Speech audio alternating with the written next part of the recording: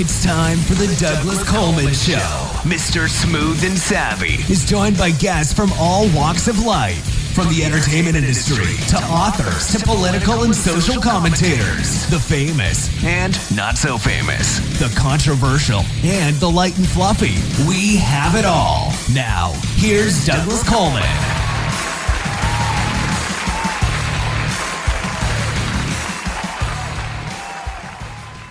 Okay, please welcome to the Douglas Coleman Show, Dr. Deborah Bright. Hello, Deborah. How are you? Well, fine, thank you. Thanks for inviting me. Well, thank you for coming on the show. I appreciate it. Let's see, you are the president of Bright Enterprises, and you're a leadership and performance coach. I've had quite a few leadership and performance coaches on the show, on this show, and also on our VE show. Funny enough, people are kind of doing the same thing, but everybody approaches it quite differently. I've had very little overlap between two performance and leadership coaches. They always have a different strategy. They tend to approach it from a different way. I guess my first question to you is, how many different ways can one approach leadership and performance coaching? There must be an infinite number of ways to do it, yeah? Well, there are a number of ways, and I think I remember author Saul Gellerman who said, when it comes to motivation, there's really nothing new in management. And I think that that's probably the case. But I think it's how you express it.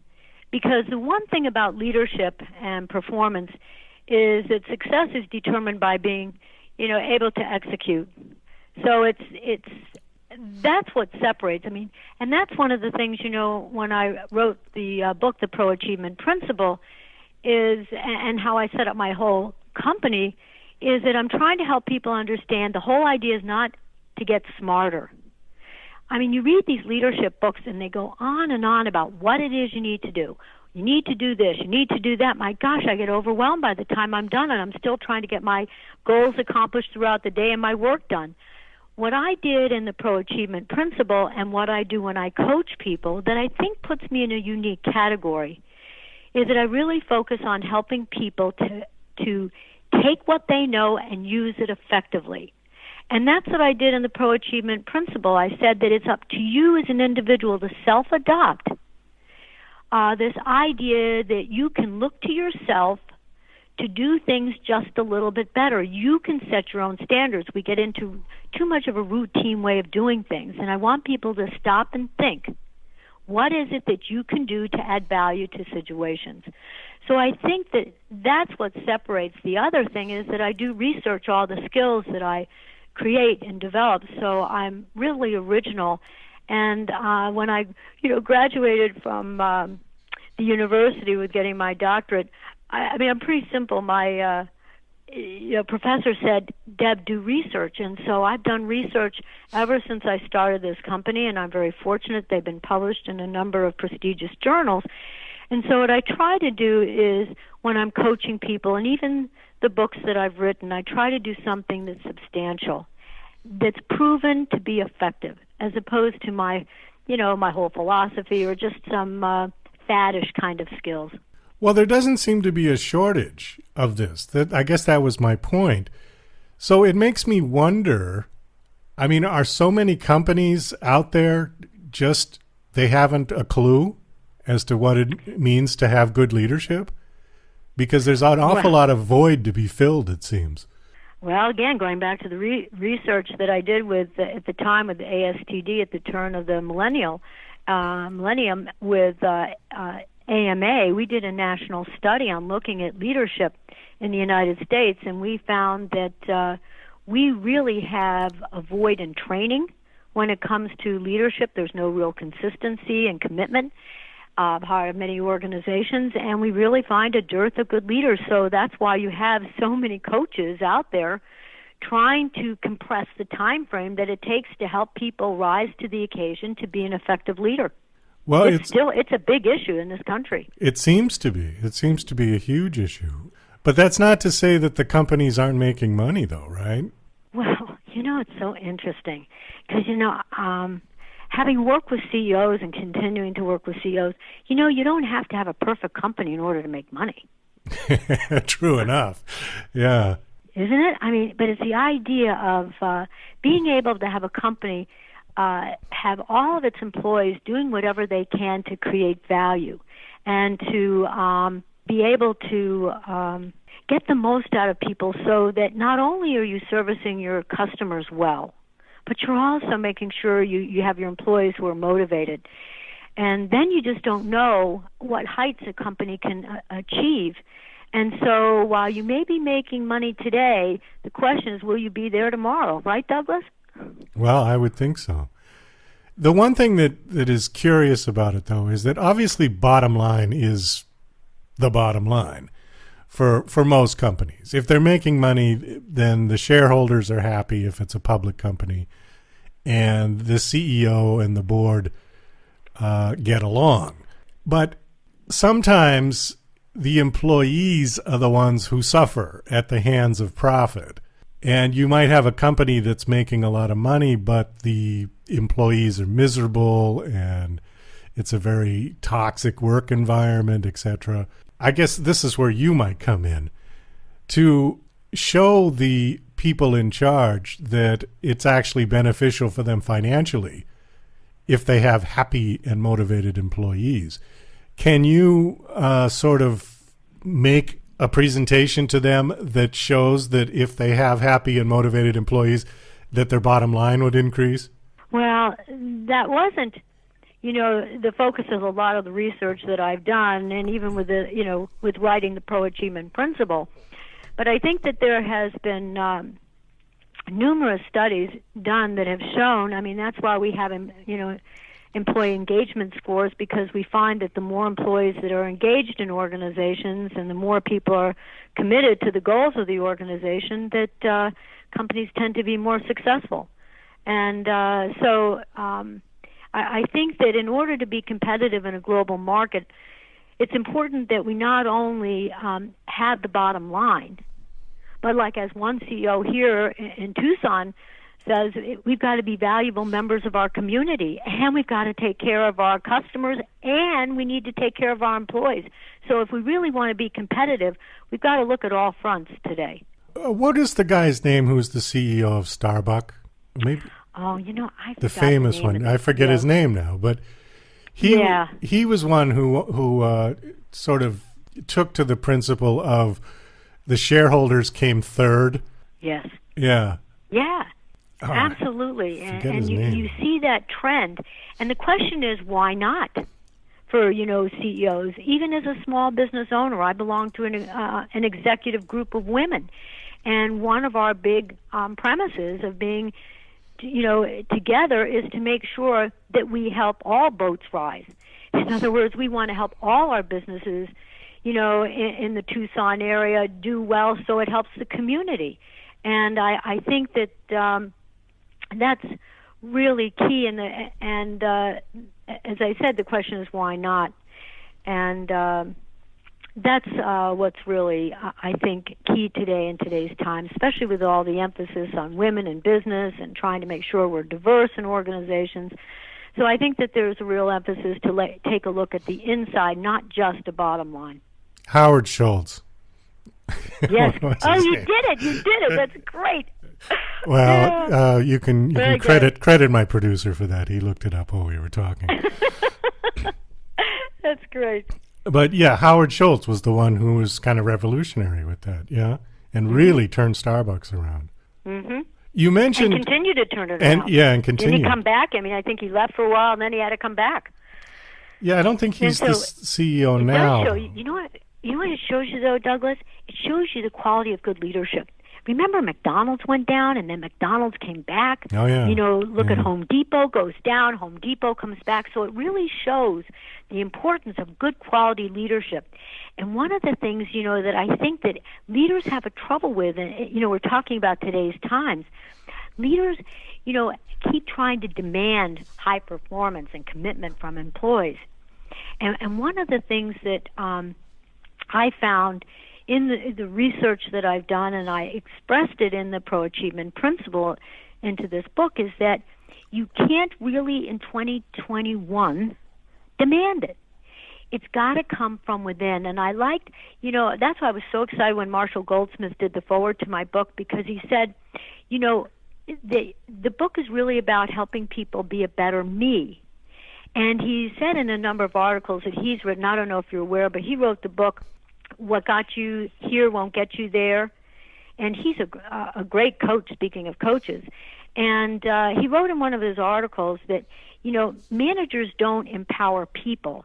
People empower themselves. And that's the whole premise of the pro-achievement principle, is people need to look to themselves to set their own standards. And it needs to do it just a little bit better than what is expected. And I don't think when people are assigned a task, they just typically say, okay, I'll get it done, but they don't stop and say to themselves, what's the level of performance that's needed, and what can I do just a little bit better that would add value? And that's what I think leaders are desperately looking for from their team members. I mean, so many leaders that I work with are so frustrated that people don't seem to care about their work, and they just seem to get into the motions of doing what they do, and they don't even think about the impact or the value they can bring. And so that's what I think so many managers are frustrated with today. Well, there is a funny balance there, though, because on the one hand, you've got people who are just looking for a job. And then you've got people that are really motivated, who probably would do better working in their own company rather than working for somebody else, a very entrepreneurial type person. And it always seemed to me that the people who just want to kind of do a 9-to-5 and come in and go through the motions and stuff should probably work for the government, because that's probably a better place for them than in the private sector, because the government just sort of spells out, here's what you're going to get, here's your raises, here's your thing, take it or leave it. And, there isn't a lot of motivation for people to exceed beyond their minimum requirements. Mm-hmm. That being said, in the private sector, I think it's important that people who are managers and CEOs of private companies have something at the end of the tunnel for their employees. And I think that sometimes is vague, don't you? What do you mean by that, Douglas, is something at the end of the tunnel? Well, typically when you get a job working in a particular company, your benefits are spelled out. You're going to get your raises, blah, blah, blah, blah. However, if you do exceptionally well, you might get a bigger raise than the guy next to you who didn't perform as well. But I think there needs to be, perhaps more incentive, more things offered for people who do excel than what is currently being offered. Now, not all companies are the same. Some offer a lot. But I don't know. My scope is limited to, a few places that I've worked previously. But it seems to me that there just wasn't much incentive to do more than, what was required. In other words, not going above and beyond the call of duty, because there was no point to it. You didn't benefit personally from it. You're listening to Mr. Smooth and Savvy right here on the Douglas Coleman Show. We'll be right back after these commercial messages. DJC Music and DJC Productions are pleased to announce a brand new website. We have started a listing website for radio show hosts as well as potential show guests. This is a meeting site where hosts and guests can come together. Show hosts can list their show and types of guests they're interested in booking. Potential guests can list their talents, bio, accomplishments, or anything they feel makes them an interesting radio show guest. There are no recurrent payments, only a one-time $5 listing fee. Your listing will stay up until you decide to cancel. Previous guests of The Douglas Coleman Show are welcome to submit their guest listing free of charge. Go to radiohostsandguests.com. That's radiohostsandguests.com.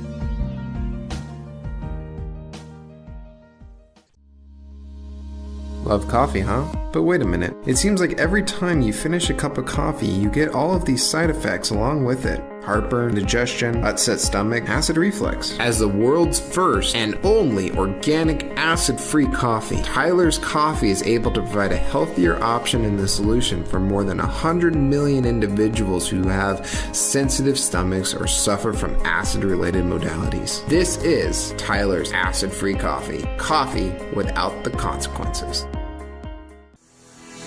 Hi, this is John Morgan, production supervisor for DJC Productions. You're listening to The Douglas Coleman Show.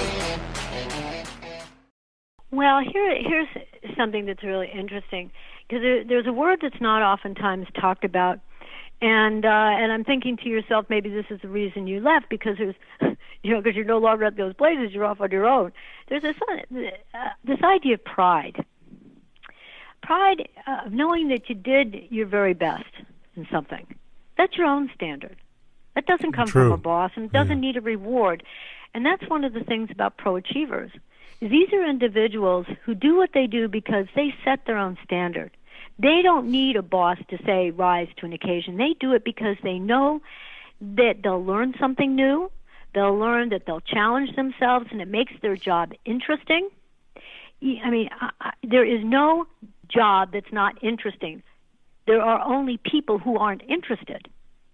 I mean, look at the person who does nails. I know, when you go to the nail place, this woman takes such pride in her work, and she's the owner, and she does nails, and she has a college degree, but she does this out of pride.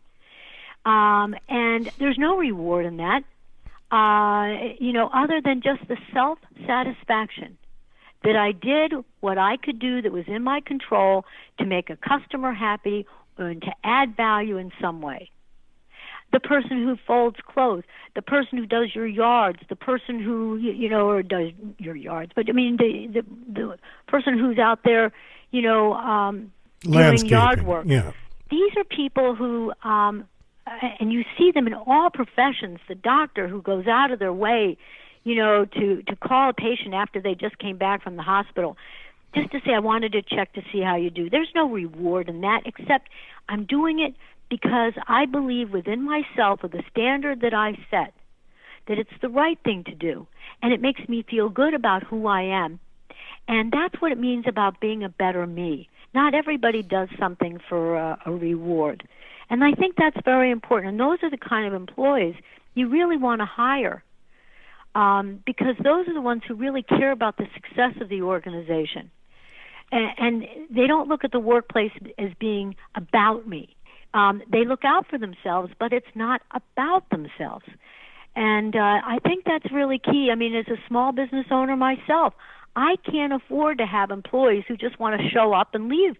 I don't keep them. I can't afford that as a business owner. I need people who really care about what they do and want to make sure this business succeeds, because in being an entrepreneur, right, Douglas, it's extremely hard. Sure. I mean, you're taking all the risk. If you work for the government, there's no risk, and even when everybody else shuts down, people in the government are still getting paid. I mean, that's true. That's what makes entrepreneurism, that extra step that's so challenging is you take all the risk. You're like on that tightrope that's 10 feet above the ground. You're no longer on the ground walking on some, tightrope that's, 3 inches off the ground just for practice. Entrepreneurs take on a lot of risk, and so I'm looking for very dedicated employees who want to learn, and I can't pay them a lot. And even when I had my company in New York City, I competed against the AT&Ts. I competed against Wall Street. My gosh, Morgan Stanley, all these J.P. Morgan. They pay my employees. If my employees worked there, they would get 3 times what they did working with Bright Enterprises. But they did it because they learned. They learned something. I tried to make sure they were learning. I gave them great responsibilities so that if they didn't show up on a particular day, they would be missed. And they knew they were adding value. That's exciting. Money doesn't give you that, or reward. The only thing I could do is reward them by giving them another desk to move to. Do you think that's a dying breed of people? No. No? I don't, but you have to look for them and know how to find them. Ah, okay. And I know I go back to my book, but I put in a lesson in the book of how you find pro achievers. They're out there, but you got to know how to spot them. and do it quickly. And I mean, I follow everything in that book. I mean, it puts a lot of pressure. No, I'm not kidding. But I mean, I follow the book. That's how I hire employees, and I have improved my hiring like 90%. I have people who just don't walk out, and give you your 2-week warning, because I don't know about you, Douglas. If I get a 2-week notice, it's very hard to find employees who have the skills that I need. And I need at least 4 to 6 weeks. And every time I work with a pro achiever, which I refer to as a pro achiever, they know how challenging it is to run a business. And so they always give me the courtesy and keep the agreement that they'll give me 4 to 6 weeks just to make sure I can hit the ground running. And I just find that to be very special. And they're out there, Douglas. They're out there. And they want to have a chance to be recognized and valued. I'll give you an interesting finding that we just did a National Management Association, the LPGA, and I got to give all these people credit, as well as Vistage, which is that executive group, and the Better Business Bureaus around the country. We did a national survey called Trends and Perspectives in the Workplace Today. And here's something that was really surprising. Do you know that 47% of managers find it's no longer necessary to meet one-on-one with their employees on a weekly basis? No longer necessary? How can you lead and manage? How can you find out what's important to an individual, what talents they have, what interests they have, and how you can show them how the value they bring to a company if they aren't sitting down talking to them? Well, why did they think it's no longer necessary? Well, the survey didn't go into that, but I did. I went out and I asked hundreds of leaders, managers. I said, what do you think's behind this? I got 2 most common answers. You ready? The first one, I'm not even going to give you a chance to answer.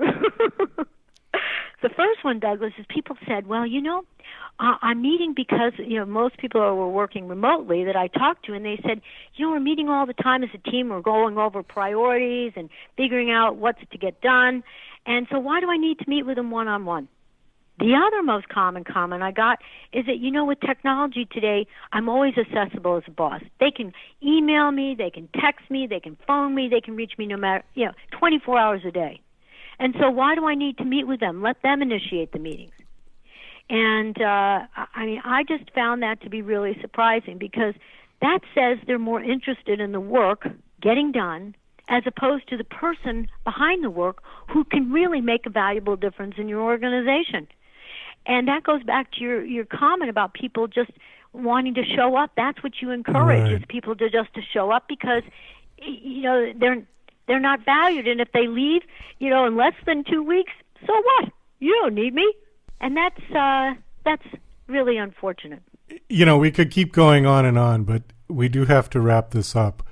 Your book is called Pro Achievement Principle: Cultivate Personal Skills for Effective Teams. And you said that the proceeds from the book, tell us that, what you said. Oh, well, thank you.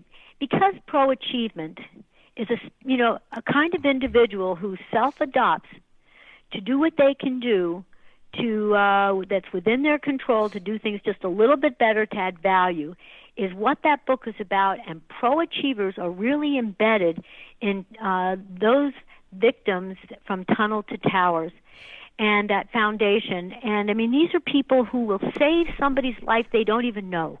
A fireman, a police officer, someone in the military.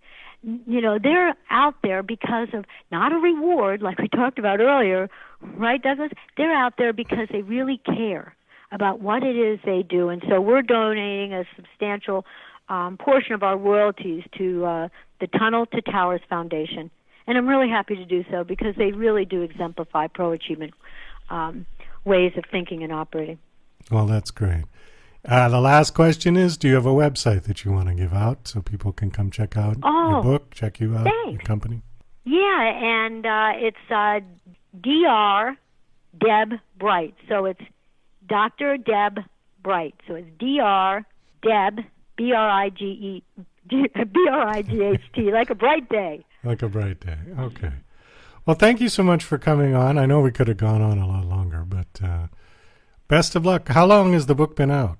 Well, thanks for asking. It's only been out since August, and when we just came out with the Kindle version, they can get it on Amazon, or they can get it through Barnes & Noble. They can order it. And you know what? We're really in the top 10 in job interviews already, and we're in the top 30 in management skills. So it just came out in August in the Kindle version in November. So we're just so delighted with the interest that's been taken in the book. And I'm just so excited that you wanted to spend some time with me so that I could share to your listeners what this book is about, because it really is unique. It's a how-to. It's not telling you everything from soup to nuts. It's just something that people get inspired to want to read, because it really gives you insights on how to be a better me and to build a better team.